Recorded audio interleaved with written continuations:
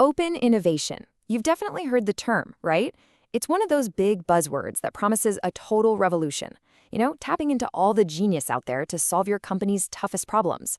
But here's the thing. While everyone loves the idea, making it actually happen, that's where most companies get stuck. So in this explainer, we're going to go beyond the buzz and look at how the top companies are really making open innovation work. Let's dive in. Here's the journey we're about to take. First, we'll look at the big puzzle. Why is this so hard? Then we'll meet the new specialists hired to solve it and check out the 3 ways they get organized. After that, we'll get into the nitty-gritty of what they actually do. And finally, we'll see how these roles change over time and what the ultimate goal is. We're talking about building a real innovation DNA. All right, so let's start with the core problem here. The promise of open innovation, or OI as we'll call it, is massive, right? You get to market faster, you share the risks, you get access to brand new skills. But so many companies find out that the reality is just a whole lot harder than the theory. I mean, does this sound familiar to you? You find a brilliant idea from an outside partner, maybe a cool startup or a university lab, but trying to get that idea integrated inside your own company feels like running full speed into a brick wall. So why on earth does this happen so often? Well, it turns out there are a few usual suspects. You've got the classic not invented here syndrome, where your internal teams just instinctively resist outside ideas. Or maybe the new tech just doesn't really fit with the company's grand strategy, and sometimes the culture just isn't ready for it. These roadblocks are so common that a whole new solution had to be invented. And that's where this new breed of specialist comes in, the open innovation professional.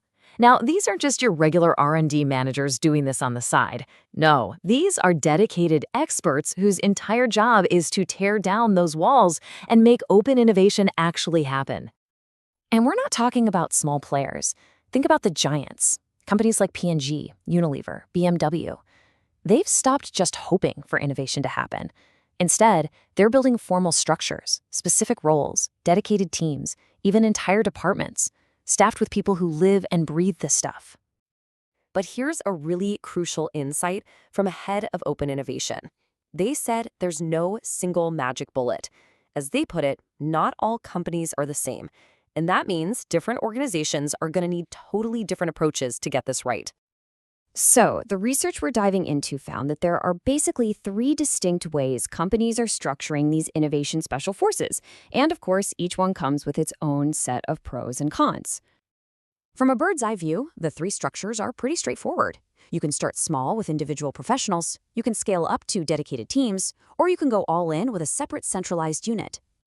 Okay, first up, you've got the lone wolf model. Just appointing a single OI manager is a pretty low-cost, easy way to dip your toes in the water.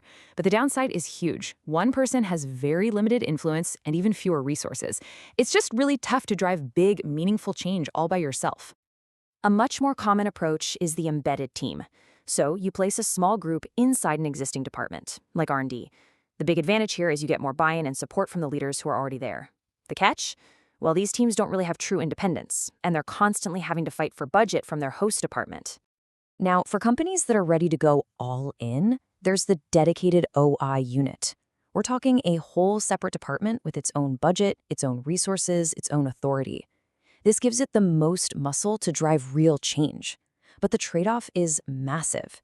It's expensive, and it can easily trigger that exact not invented here syndrome from the very people it's supposed to be helping.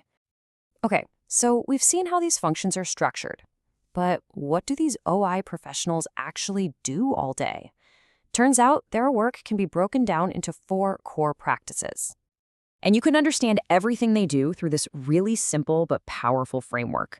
It all comes down to balancing 2 key dimensions. Are you focused on structures or on people? And are you focused on internal stakeholders or external stakeholders? Everything starts here with operational development.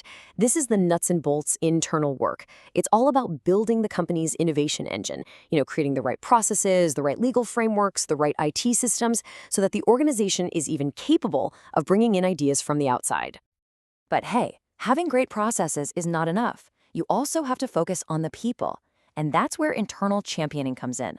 This is the absolutely essential work of winning hearts and minds inside the company. It's all about training, building a community, and driving real lasting cultural change. I absolutely love this quote from one manager who called their job an innovation evangelization role. It's not just about process, it's about fundamentally changing people's mindsets. That just perfectly captures what this is all about. Now let's shift our focus to the outside world. This is where we get external scouting. This is probably the classic role we all think of, right? It's the treasure hunt, systematically searching the globe for amazing new technologies, figuring out if they're a good fit, and then finding a way to bring those gems into the company. And finally, the most advanced practice of all is ecosystem orchestration. This goes way beyond just finding partners. This is about actively building and shaping an entire innovation network, a whole ecosystem of startups, universities, and suppliers. The goal here is to create an environment where those game-changing solutions are just way more likely to happen. Now, it's really important to remember that these structures are not set in stone. As a company gets better and better at open innovation, its needs change, and the function has to evolve right along with it. The research basically found two common paths for this evolution. Companies that are new to the game often start small, maybe with an individual or a small team. Then, once they've proven the value, they build a central unit. But the more mature firms, they often do the exact opposite. They start with a strong central unit to build all that capability, and then they push that expertise back out into the different business units, kind of like a hub and spoke model. And all of this brings us to the final and, maybe the most important question of all. What is the ultimate goal here? Where is all of this hard work actually heading? One leader we looked at just captured the end game perfectly. They said the real hope is that one day their job doesn't even exist. And why is that? Because when you truly, truly succeed, open innovation isn't some special function in an org chart anymore. It's just how everybody works. It literally becomes part of the company's DNA. So that leaves us with one last thing to think about. When you look at your own organization, is its approach to innovation just a temporary fix, something that relies on a few key people? Or are you truly building an innovation capability that's meant to last, something that becomes a core part of who you are?